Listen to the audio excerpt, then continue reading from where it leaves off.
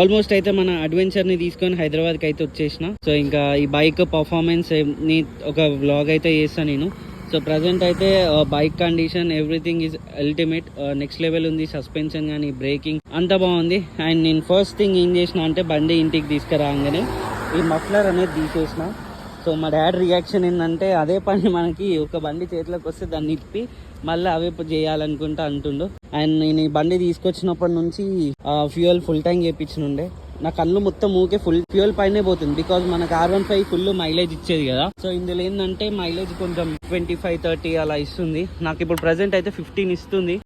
నాకు ఇందాకల నుంచి ఇవి ఒకటేసారి నాకు ఇట్లా హార్ట్ ఇట్లా అయిపోయింది. ఒకటేసారి మొత్తం ఇట్లా 1-2 పైకి వచ్చేసరికి నాకు ప్యాక్ అయిపోయింది. మళ్ళీ ఓపియాలా అనుకున్నా, ఎందుకంటే 1400-1500 ఇలా ఓపిస్తే తాగుతూనే ఉంది. ఇది వీడియో నచ్చినట్టయితే లైక్ చేసి సబ్స్క్రైబ్ చేసుకోండి. మళ్ళీ